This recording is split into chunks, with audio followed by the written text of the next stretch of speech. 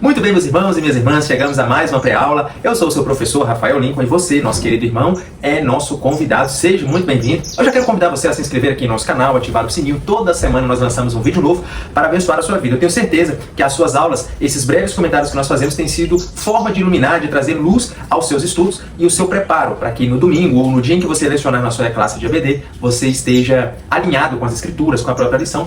Nós estamos falando sobre a lição do terceiro trimestre de 2026, sobre o tema A Igreja dos Gentios, da chamada missionária à consolidação do Evangelho entre os povos. Mais especificamente, estamos falando dentro do livro de Atos dos Apóstolos. Nós já tivemos 6 lições que nós já passamos aí com os irmãos e com as irmãs, e agora nós estamos na lição de número 7, que tem por tema Quando o Espírito sopra em Éfeso. Meus irmãos e minhas irmãs, o que acontece? Nós temos tratado sobre as viagens missionárias de Paulo, né, sobre a trajetória de Paulo desde a sua conversão até esse presente momento. Nós falamos na última lição, lição de número 6, sobre a chegada do apóstolo ali na cidade de Corinto, uma cidade importantíssima para aquela região, né, a região, digamos assim, da Europa, no continente europeu, mas uma religião, uma cidade plurirreligiosa, uma cidade totalmente idólatra, decaída em adoração a deuses e a rituais totalmente incorretos, digamos assim. E hoje nós vamos falar sobre a cidade de Éfeso, quando o Espírito sopra em Éfeso. O textual está em Atos 19:20, que diz: Assim a palavra do Senhor crescia poderosamente e prevalecia. Grava essa palavra, prevalecia. Porque uma coisa é crescer, outra coisa é crescer e prevalecer, permanecer, estabilidade. Verdade prática, onde o Espírito Santo é derramado, a palavra ela é confirmada com poder, o pecado é confrontado e vidas, tanto de famílias quanto de cidades, são transformadas. Isso é o que a Bíblia nos ensina sobre o poder da palavra, sobre o poder do Evangelho, o poder do nome de Jesus, que ele confirma com poder a autoridade da palavra, ele confronta o pecado e também vidas de famílias e de cidades inteiras, né, uma sociedade inteira, são transformadas pelo poder do Evangelho. Leitura bíblica em classe, Atos 19, do versículo 1 a 12, diz o seguinte: E sucedeu que, enquanto Apolo estava em Corinto, Paulo, tendo passado por todas as regiões superiores, chegou a Éfeso e, achando ali alguns discípulos, disse-lhes: Recebestes vós já o Espírito Santo quando crestes? E eles disseram-lhe: Nós não ainda ouvimos que haja Espírito Santo. Perguntou-lhes então: Em que sois batizados? E eles disseram: No batismo de João. Mas Paulo disse: Certamente João batizou com o batismo do arrependimento, dizendo ao povo que cresce no que após ele havia de vir, isto é, em Jesus Cristo. E os que ouviram foram batizados em nome do Senhor Jesus. E impondo-lhes Paulo as mãos, veio sobre eles o Espírito Santo, e falavam línguas e profetizavam. Estes eram, ao todo, uns 12 varões. E entrando na sinagoga, falou ousadamente por espaço de 3 meses, disputando e persuadindo-os acerca do reino de Deus. Mas, como alguns deles se endureceram e não obedecessem, falando mal do caminho perante a multidão, retirou-se deles e separou os discípulos, disputando todos os dias na escola de um certo tirano. E durou isto por espaço de 2 anos, de tal maneira que todos os que habitavam na região da Ásia ouviram a palavra do Senhor, tanto judeus como gregos. E Deus, pelas mãos de Paulo, fazia maravilhas extraordinárias, de sorte que até os lenços e aventais se levavam do seu corpo aos enfermos, e as enfermidades fugiam deles, e os espíritos malignos saíam. Aqui é uma palavra poderosa, né? Um testemunho escrito que Lucas registrou no livro de Atos, mais especificamente no capítulo 19, falando sobre essa experiência da chegada de Paulo à cidade de Éfeso. Aqui nós estamos falando das viagens missionárias, e nós vemos que aqui, na última lição nós falamos sobre a segunda viagem missionária, mas aqui nós já vemos o início, né, o processo durante a terceira viagem missionária de Paulo sobre essas regiões, a sua passada sobre as localidades que o Espírito ia conduzindo. E nós vemos que Atos 19 ele registra um poderoso mover, um derramamento do Espírito Santo, né, um despertar do Espírito, digamos assim, revelando que o derramamento do Espírito Santo é capaz de confrontar o pecado, restaurar vidas e também transformar cidades inteiras, que é o que eu acabei de falar já no início. O poder do Espírito, que é a terceira pessoa da Trindade, mais uma vez, vamos colocar isso aqui entre pratos limpos, que quando nós usamos a expressão primeira, segunda e terceira pessoa da Trindade, não existe cronologicamente ou hierarquicamente que a primeira pessoa é maior do que a segunda e que a segunda é maior do que a terceira, não. Não é, primeiro veio o Pai, aí depois o Pai gerou o Filho, e depois o Filho foi lá e gerou o Espírito. Não. Deus subsiste eternamente em igualdade de poder, desde a eternidade, entre as 3 pessoas. O Pai, o Filho e o Espírito são, em essência, um só Deus. Porém, são 3 pessoas distintas. Não, Rafael, não entendi. Tem problema não. Nós temos aqui na nossa playlist uma sessão de aulas especificamente falando sobre a Trindade, a Santíssima Trindade. Nós falamos 3 lições sobre isso, demos detalhes, passamos por cada uma das pessoas. Então, eu só quero relembrar aos irmãos, porque às vezes tem alguém que está chegando a partir desse vídeo, e aí quando nós falamos, né, a terceira pessoa da Trindade, ou a pessoa do Espírito Santo, Deus e o Espírito Santo, a pessoa ainda talvez tenha alguma dificuldade de entender ou não compreenda corretamente essa expressão que nós utilizamos. Ponto de número 1, o Espírito Santo sobre o ministério de Paulo. A restauração da verdadeira doutrina. Nós vamos observar que quando Paulo chega ali na cidade de Éfeso, ele encontra discípulos que haviam recebido apenas o batismo de João Batista. João o Batista. Que nesse caso, eles possuíam dessa forma apenas uma parcela do evangelho. É como se, tipo assim, esses discípulos eles recebessem o batismo de João, lá em João capítulo 3, né, nos evangelhos, lá em João, e aí eles receberam o batismo de João, saíram ali da cidade de Jerusalém, foram para as regiões gentílicas, e todos os acontecimentos de Jesus, o ministério de Jesus, os milagres, a vitória sobre a morte, a ressurreição, tudo isso, eles não ficassem sabendo. Então eles estavam na cidade de Éfeso, vem Paulo, né, pregando o evangelho de Jesus, pregando o evangelho sobre a autoridade do Espírito Santo, ele encontra esses discípulos e pergunta, olha, vocês foram batizados em quê? Aí os discípulos falam, nós somos batizados no batismo de João, ou seja, numa verdade incompleta sobre o evangelho.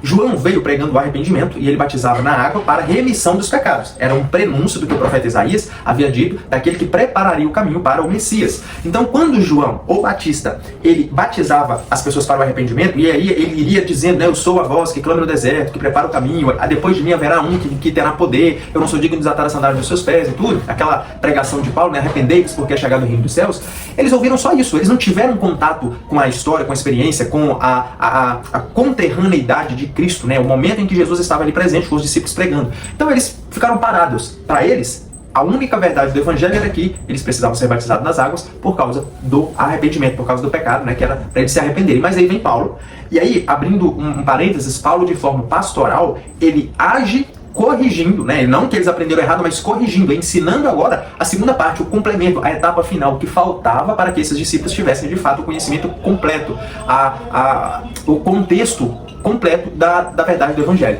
E aí Paulo faz a pregação apresentando a Jesus como o único e suficiente Salvador, e esses discípulos são batizados. Existe aqui, meus irmãos e minhas irmãs, um detalhe muito importante. Vou explicar isso para vocês, porque é uma dúvida de muitas pessoas. Irmão Rafael, toda pessoa, né, principalmente no meio pentecostal, na doutrina pentecostal, é ensinado que a evidência de que uma pessoa ela é batizada com o Espírito Santo é o falar em línguas. Porém, quando nós estudamos a palavra, as escrituras, nós vemos que a evidência de uma pessoa que ela é cheia do Espírito, que é batizada no Espírito, não é o falar em línguas. O falar em línguas ele é um complemento, ele é um ramo do que nós fazemos, do que nós vivemos em Cristo. E não quer dizer que todos falaram em línguas, como é muitas das vezes ensinado. Mas a verdadeira realidade do Evangelho é que a pessoa cheia do Espírito Santo, ela vive uma vida para Deus, com Deus e em Deus. Ela vive uma vida cheia do Espírito. Tem pessoas que falam em línguas, mas ela não controla a sua língua. E o Espírito ele não é um espírito de bagunça, que, como diz o livro de Tiago, uma hora eu estou falando palavras de bênção e ao mesmo tempo a mesma boca está proferindo palavras de maldição. Né? De uma mesma fonte você não consegue jorrar água doce e água salgada. Então, o ensino que hoje é muito perpetrado no meio evangélico é que se você é uma pessoa que é cheia do Espírito, você tem que falar em línguas. Não. Aí pegam esses textos, né, principalmente esse de Atos 19, dizendo que, tá vendo, ó, quando Paulo chegou em Éfeso, ele pregou para os discípulos creram, foram batizados e falavam em línguas. Mas temos 4 eventos no livro de Atos que registram o batismo do Espírito Santo, e esses 4 eventos eles não são regras gerais que devem acontecer com todos os cristãos. Eles foram especificamente um batismo especial para que Deus pudesse comunicar uma verdade incomensurável para nós. Que é isso, irmão Rafael? Então quer dizer que o que aconteceu com ele, se eu for batizado no Espírito Santo, eu não vou falar em línguas? Não necessariamente. Você pode ter outros tipos de dons, ou você pode não ter nenhum dom, mas o fruto está sendo gerado dentro de você. Enfim, isso é um assunto para um outro momento, para a gente não gastar muito tempo sobre isso. Inclusive, eu falei sobre isso na lição de a igreja em Jerusalém, se não me falha a memória, a primeira lição do ano de 2026 ou a última lição do ano de 2025, que é uma lição todinha sobre exatamente o mesmo livro de Atos que nós estamos passando, só que pela missão, pela visão da igreja, né, em Jerusalém, mais especificamente. Mas o que acontece? Lá em Atos capítulo 2, nós temos o batismo, que foi a inauguração da igreja. Lá em Atos capítulo 2, nós temos então um evento que Deus registrou, ele derramou o seu Espírito para mostrar que, naquele momento, a igreja do Senhor, sobre a autoridade, o comando, o direcionamento do Espírito, estava nascendo. Então Atos 8 foi o marco inicial histórico de Deus para nós humanos. Naquele momento, naquele tempo, lá em Atos 2, foi o nascimento da igreja. Então houve esse batismo para registrar esse evento. O próximo batismo que nós vamos ver está registrado em Atos capítulo 8, que é sobre o batismo dos samaritanos. A Bíblia vai descrever que, depois do batismo ali de Atos 2, os discípulos, alguns se dissiparam, né, devido a uma perseguição, e Filipe foi para a região de Samaria. Lembra quem eram os samaritanos? Inimigos dos judeus. Eles eram judeus, só que lá aí tem resquício de mistura entre judeus e outras nações por conta do cativeiro assírio, lá em 522 a.C. Os assírios fizeram uma mistura e aí nasceram, digamos assim, eu estou resumindo muito a história aqui para os irmãos, tá resumindo literalmente da forma mais líquida possível para vocês tentarem absorver. Os assírios fizeram uma mistura de judeus com outros povos e aí o judeu, que ele se considera puro, né, o judeu verdadeiro, ele é 100% judeu, nascido, igual Paulo registra lá em Gálatas, né, filho hebreu de hebreu, é o termo usado. Só que o samaritano, ele tinha sangue de judeu, mas sangue de gentil, então ele não era 100% judeu. E por causa disso, os judeus hebreu de hebreu, ou o judeu genuíno, ele não aceitava, e tinha essa rixa por conta dessa questão de etnia, de nascimento, de mistura. Então Filipe, ele vai para a região de Samaria, lá prega o evangelho, os samaritanos creem, só que a Bíblia descreve que eles não receberam o Espírito Santo naquele momento. Aí o que acontece? Desce Pedro e João, lá de Jerusalém, eles descem, vão até a cidade de Samaria, chegando lá eles pregam e eles são batizados, o Espírito desce e os samaritanos recebem o Espírito Santo. O que isso quer dizer? Qual é a mensagem que Deus está trazendo para nós? A mensagem é simples. Se, pensem comigo, havia o batismo de Atos 2, dos judeus, e aí depois Deus manda um segundo batismo para os samaritanos, sem a presença de dos apóstolos ou da igreja matriz, da igreja mãe, digamos assim, lá para os samaritanos, as pessoas ou os próprios samaritanos poderiam pensar, existem dois batismos. Existe a igreja de Jerusalém e a igreja dos samaritanos. Existe o batismo dos judeus e o batismo dos samaritanos. Como Deus não é um Deus que faz acepção de pessoas, como Deus é um Deus que ele tem um povo, uma tribo, uma nação, ele tem os seus escolhidos, o que ele faz? Ele envia os dois apóstolos, Pedro e João, da cidade de Jerusalém, até Samaria, para chegar lá e fazer a confirmação do ministério que foi iniciado em Jesus, passou para os seus apóstolos, e aí sim, com a chegada dos apóstolos de Jerusalém, é que os samaritanos recebem o Espírito Santo. Isso aqui está querendo dizer, os samaritanos também são igreja, pertencem à igreja instituída por Jesus. Não são duas igrejas distintas. Então, eu estou resumindo mais uma vez, tá? Esse é o detalhe, é o ponto importante que nós devemos ver, pela perspectiva do Evangelho de Atos, qual foi a finalidade do batismo em Atos capítulo 8. E depois nós vamos para Atos capítulo 10, o terceiro batismo que acontece. Esse batismo aconteceu na casa de um centurião chamado Cornélio, gentio, aí já não era judeu, já não era samaritano, já era um gentio, já era um ímpio, digamos assim. Pedro dá uma revelação para Pedro. Pedro desce à casa de Cornélio, chega lá, ele começa a fazer a pregação, eles são batizados tanto na água quanto no Espírito, e ali nós temos mais uma confirmação. Os gentios também são igreja do Senhor Jesus, são parte do meu corpo. Ou seja, a mensagem que Deus está passando aqui é: os judeus são minha propriedade, batismo dos judeus, começo do ministério de Jesus até a instauração da igreja. Os samaritanos também são meu povo, propriedade minha. E aí, mais uma vez, acontece o batismo para inserir esses samaritanos ao corpo de Cristo. Depois vem os gentios também são minha propriedade, meu povo escolhido. E aí, eles são batizados, Deus dizendo, eles também estão sendo inseridos no meu corpo, ok? E aí nós chegamos em Atos 19. Atos 19 já é o próprio Deus corrigindo, digamos assim, uma verdade parcial do Evangelho. Por quê? Os discípulos de João, eles não conheciam Jesus, eles não sabiam nada sobre a história de Jesus. O que eles sabiam é que eles pecaram, precisavam ser arrependidos, ouviram a palavra de arrepender-vos porque é chegado o reino dos céus, e essa era a verdade para eles, esse era o Evangelho para eles, que eles aprenderam de João. Só que quando Paulo, ele prega sobre Jesus e eles recebem o Espírito, é Deus dizendo o seguinte: olha, aqueles que estavam apenas na expectativa da esperança do Messias, aqueles que não tinham ciência de que o meu filho morreu por eles também, eles achavam que era só arrepender e estava tudo certo, e tinha que ficar na expectativa do Messias, que estavam apenas no batismo de João, eles também precisam estar em Cristo. Então ele faz essa confirmação, mostrando que aqueles que estavam achando que já tinha tudo preparado, também precisavam adentrar ao corpo e ser inseridos, ok? Resumo mais rápido possível que eu consegui fazer. Mas aqui entra um detalhe. Quando nós lemos o texto bíblico, principalmente as páginas do Novo Testamento, você olha de fora para dentro do texto, você vai entender três grupos de pessoas. Na visão de Deus, pensa comigo, na visão de Deus, vendo de fora para dentro do texto, imagine que você está fora do globo terrestre e você olha para dentro do globo terrestre, Deus via, na verdade ele vê três grupos de pessoas. Ele vê os judeus, ele vê os gentios e ele vê a igreja. Então, quando Deus de fora olha para a terra, ele vê esses três grupos de pessoas. Por isso que no texto bíblico nós vemos essa separação. Os judeus, o seu povo escolhido, né, que é a nação eleita que foi escolhida lá em Abraão para ser o precursor do nascimento do seu filho, do cumprimento das promessas, são os judeus. Deus vê os judeus dessa forma. Os gentios são todos aqueles que não nasceram judeus, são todos aqueles que não têm sangue judeu, não têm naturalidade judaica. Então, todos os restantes do povo da terra são considerados gentios, que precisam ser enxertados na videira verdadeira, que no caso era Jesus, descendente dos judeus, de Abraão. E aí a igreja já é o quê? É a junção de judeus e gentios em um só corpo. Então, por isso, nós temos essa separação, essa visão. Livros, as cartas, como a carta de Coríntios, por exemplo, nós vemos muito Paulo tratando dessa visão, né, trazendo essa ideia da visão de Deus sobre a questão de como que ele olha para a terra e vê o seu povo, vê as pessoas. Então, o ponto de número 1 é a restauração da verdadeira doutrina. É Paulo ensinando para os discípulos de João quem é Jesus, sobre o verdadeiro evangelho, e ali eles são batizados novamente pelo Espírito. O ensino perseverante diante da resistência. A Bíblia vai descrever que, no livro de Atos, que Paulo ficou ali na cidade de Éfeso durante 3 meses, como de costume. Ele ia primeiro até as sinagogas pregando, e nesses 3 meses ele recebeu uma enorme resistência. As pessoas endureceram o coração, principalmente os judeus, eles endureceram o coração e não aceitaram, e começaram a usar uma expressão que nós vamos ver em alguns textos, né, principalmente nas literaturas antigas. O livro, se não me engano, História dos Hebreus tem isso, ou a História Eclesiástica de Eusébio de Cesareia. Tem, nas literaturas antigas, os cristãos, eles eram conhecidos como os seguidores do caminho. Por quê? Porque eles estavam seguindo o mesmo caminho de Jesus. Então, os judeus dessa sinagoga aqui na cidade de Éfeso, eles endureceram o coração, eles não queriam mais, eles resistiam àquela palavra de Paulo, não queriam aquele ensino, e aí começavam a dizer, os seguidores do caminho, como se fosse uma zombaria, sabe?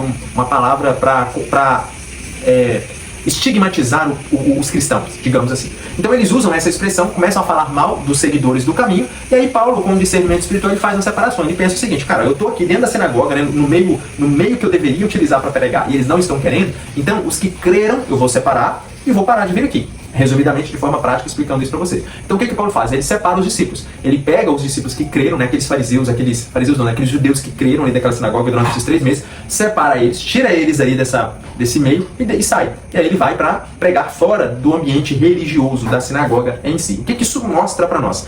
Que em uma sociedade marcada pela intolerância à fé cristã, o texto ele vai nos ensinar que o Espírito conduz a igreja a novos espaços sem comprometer a sua identidade. Ou seja, por mais que Paulo ele tirou os discípulos e saiu daquele meio, isso não comprometeu a identidade dele, ele continuou fazendo a mesma coisa que ele fazia lá dentro. Ele continuou sendo identificado como aquele que vivia para seguir os caminhos de Cristo. Por isso são chamados de cristão, por isso são chamados de os seguidores do caminho. E aí, formação sólida que transforma uma região inteira. O que acontece? Paulo saindo agora dessa sinagoga, ele vai para um lugar que o texto bíblico ele vai nos trazer a ideia de que era uma escola, a escola de Tirano. Só que essa escola de Tirano nada mais é do que uma área pública, é como se fosse uma praça, lembra da Ágora lá de Atenas, que era uma praça pública onde os filósofos se reuniam para poder ficar filosofando, né, fazendo debates. Da mesma forma, ali na cidade de Éfeso existia um local chamado Escola de Tirano, que ali era um local onde, é como se fosse, por isso que é chamado de escola, né, eles iam para lá para ensinar. Então Paulo, pegando esses discípulos, ele começa a ensinar ali durante um período de 2 anos. E o que acontece? Pense comigo. 2 anos do evangelho genuíno sendo ensinado, do poder de Deus sendo demonstrado, a Ásia inteira, agora, ela começa a conhecer o nome de Cristo. Ela é alcançada pelo evangelho, o continente asiático de forma total.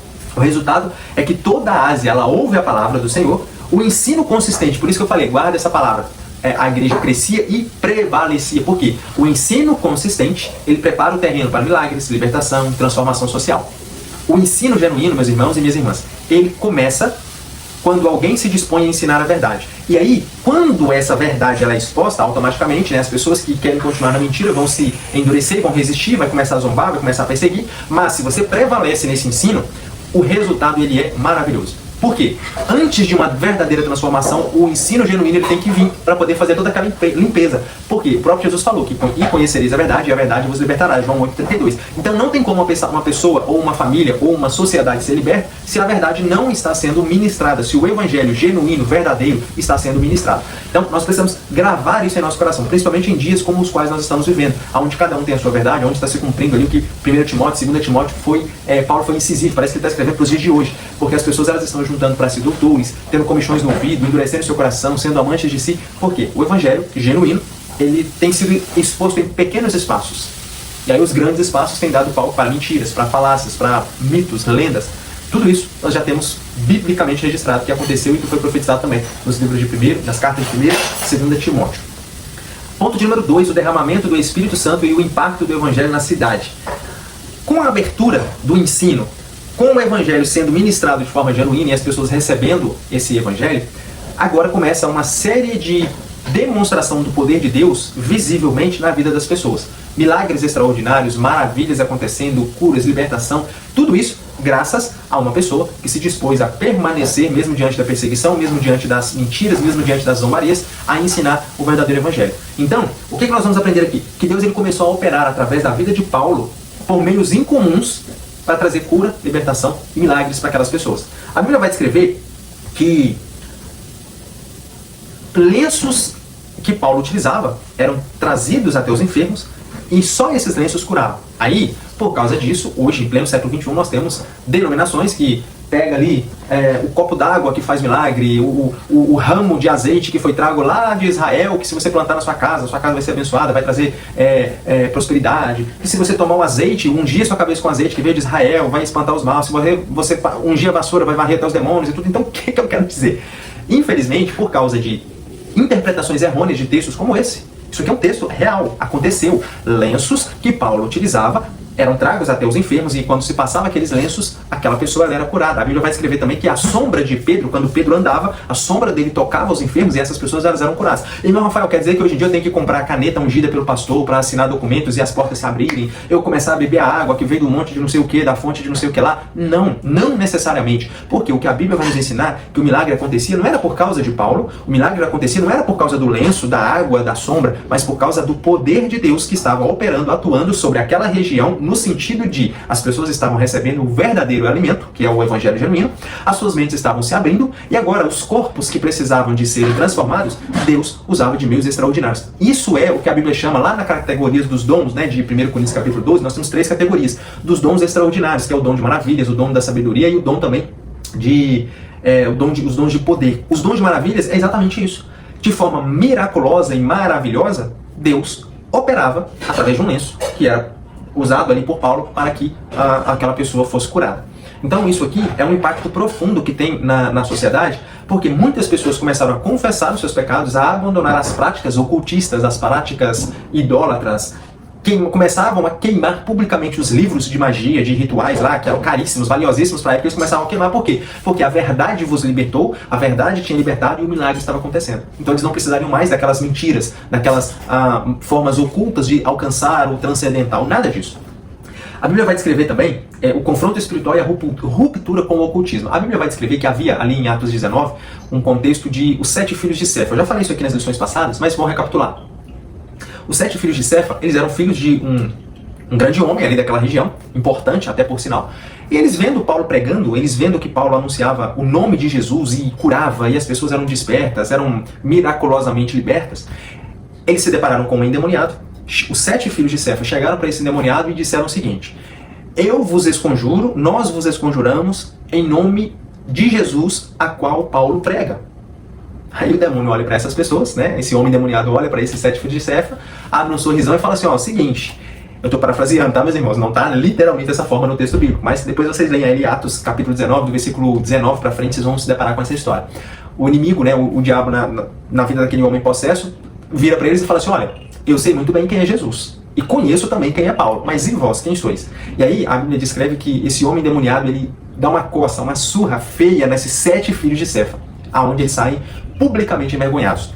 O que isso quer dizer? Que o genuíno evangelho, ele vai confrontar as obras ocultas das trevas. Ele vai, de fato, em confronto com o mal. E a pessoa que brinca, que zomba com o nome de Jesus, ele é envergonhado. Infelizmente. Por quê? O inimigo, o próprio Jesus, quando ele esteve presente na terra, lá nos evangelhos, quando ele foi até o endemoniado gadareno, por exemplo, ou diante de outros endemoniados, a Bíblia descreve que os demônios já reconheciam quem era ele. A ponto de dizer, o que fazes aqui, filho de Deus, antes do tempo? Porque nos incomoda. E aí a Bíblia já nos mostra que o nome de Jesus ele é conhecido. E o Paulo, pregando o nome de Jesus, o que ele faz? Ele expulsa o demônio daquela moça endemoniada, né, com o espírito maligno na cidade de Filipos, onde ele é preso, ele e Silas. Então, Paulo já teve uma bagagem muito grande com essas experiências espirituais ocultistas do mal, no sentido de ser reconhecido, que agora, quando esses 7 filhos de Cefa chegam para o endemoniado e quer brincar, né, quer usar da autoridade que Paulo tinha, usando o nome de Jesus, apenas como um jargão, olha, eu te esconjuro em nome de Jesus, a qual Paulo prega, que é o que muitas pessoas fazem hoje, né? Eles acham que só falar o nome de Jesus em si já é a autoridade para poder repreender o mal, repreender a enfermidade, e aí nada acontece, infelizmente a pessoa acaba se envergonhando. Por quê? Porque por trás da autoridade tem uma vida de relacionamento com esse nome que tem autoridade. A diferença é essa. Não é qualquer pessoa que chega e fala em nome de Jesus que as coisas vão acontecer, né? O próprio Jesus ele fala, quando fores orar, ore em meu nome, para que o Pai ele atenda às vossas solicitações. Mas não é simplesmente eu fazer a oração pedindo em nome de Jesus que aquilo vai acontecer. Há um relacionamento antes. Não é porque eu ouvi, vou dar um exemplo para os irmãos e para as irmãs, não é porque alguém ouviu falar o meu endereço, sabe o meu nome, que se ele chegar aqui no condomínio, no prédio, no residencial que você mora, dando o seu nome e falando o endereço da sua casa, que a pessoa simplesmente vai abrir as portas. Da mesma forma, assim é com o reino espiritual, assim é com o reino de Deus. Simplesmente falar o nome de Jesus, qualquer um fala. Mas aquele que recebe a autoridade, né, que a Bíblia descreve que foi dado as chaves do reino, o que for ligado na terra também será ligado no céu, é para aqueles que têm um relacionamento, aqueles que seguem o verdadeiro e genuíno caminho do Senhor. Palavra que cresce e transforma uma cidade inteira. Nós vemos aqui que tudo isso que eu acabei de explicar, né, até os inimigos de Paulo já estavam tentando usar o nome de Jesus e o nome dele para poder utilizar, já é uma demonstração de que o evangelho alcançou localidades. A Bíblia vai descrever que aquela região, né, todo o continente asiático nesse período, durante esses 2 anos que Paulo estava ensinando ele na escola de Tirano, ele ajudou, contribuiu com que o evangelho fosse expandido. O resultado do derramamento do Espírito é resumido em qual afirmação? Naquela afirmação que eu falei da leitura bíblica em classe. Assim a palavra do Senhor crescia poderosamente e prevalecia.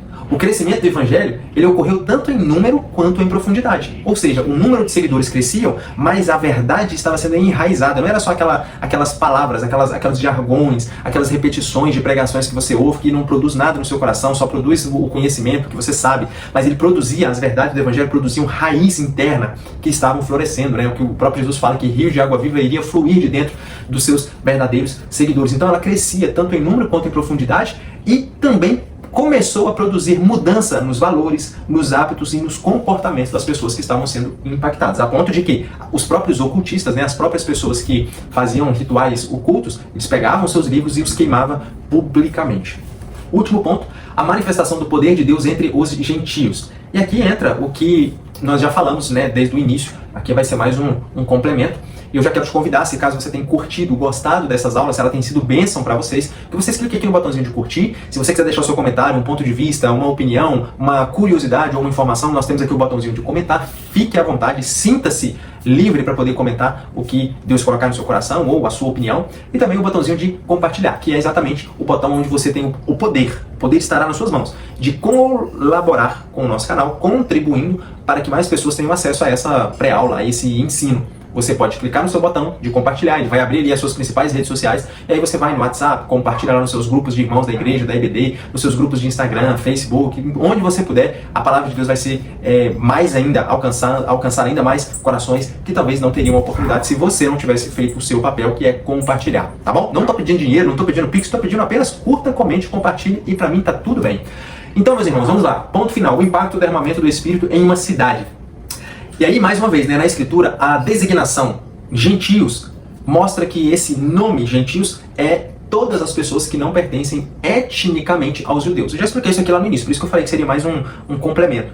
Exatamente, quando Deus olha para a terra, ele vê esses 3 grupos de pessoas. Ele vê os judeus, ele vê os gentios e ele vê a sua igreja. Exemplos históricos do derramamento do Espírito Santo, né? Eu citei 4 aí para vocês, né? O derramamento de Atos capítulo 2, o derramamento de Atos capítulo 8, Atos capítulo 10, Atos capítulo 19, mas historicamente, mais especificamente falando agora 2 séculos à frente, né? Não 2 séculos em específico, mas séculos à frente, depois desses eventos, nós tivemos aí vários derramamentos ou várias dispensações do Espírito que causaram impacto em uma sociedade. Por exemplo, nós tivemos ali o derramamento no país de Gales, que teve todo aquele palco de grandes nomes, grandes pregadores, grandes homens de Deus cheios do Espírito Santo no país de Gales, aproximadamente em 1904 e 1905. Depois nós tivemos também o derramamento do Espírito ali na Rua Azusa, muito conhecido, né, no meio pentecostal, entre meados de 1906 até 1909.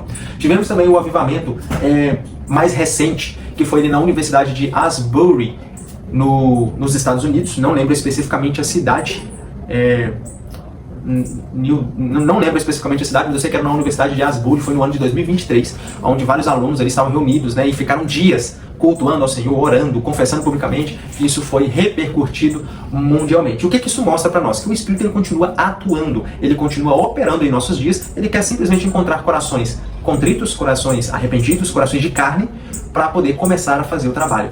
Então está nesse momento em nossas mãos essa abertura. Eu posso fechar o meu coração ou eu posso abrir o meu coração. A Bíblia descreve que nós temos a autonomia de abrir a porta ou fechar a porta. Inclusive, é uma curiosidade, tem um quadro de um pintor francês. Eu não sei o nome dele, obviamente, eu vi essa história já tem um tempo, mas eu já vi esse quadro. Aquela passagem de Apocalipse, capítulo de número 20, se não me falha a memória, onde Jesus ele fala: eis que estou à porta e bato, se alguém ouvir a minha voz e abrir a porta, entrarei em sua casa, cearei com ele ceará comigo. Quando um pintor francês, ele leu essa passagem, ele pintou, ele desenhou, ele fez uma arte belíssima. De quê? Uma casa, uma porta e uma pessoa do lado de fora, representando a pessoa de Jesus. Só que tem um detalhe, essa porta que ele pintou, ela não tem maçaneta do lado de fora, demonstrando que a autonomia, a autoridade de abrir essa porta para que o Cristo entre dentro da nossa casa, ela não está do lado de fora, não é ele que abre, mas é pela parte de dentro. A maçaneta para abrir essa porta está na parte de dentro. Da mesma forma, assim é com a nossa vida. A autonomia, o poder de abrir o nosso coração, abrir a nossa mente para as verdades do Evangelho, está dentro de nós. Deus, ele faz sim o seu papel, ele faz a sua participação, nos concedendo o Espírito Santo, que está nos convencendo do pecado, da justiça e do juízo. Ele está o tempo inteiro nos mostrando, através da criação, através de louvores, através de textos, de panfletos, de lições, de vídeos, de alguém compartilhando com você a verdade. Então cabe a cada um de nós fazermos essa abertura do nosso coração. Amém, meus irmãos? Então, eu agradeço aí a participação de cada um de vocês. Que Deus abençoe ricamente a sua aula. Tenha uma excelente semana, tenha um ótimo dia. Que Deus abençoe. Amém. Ô, velho, você brinca. Glória a Deus. Você brinca demais, velho.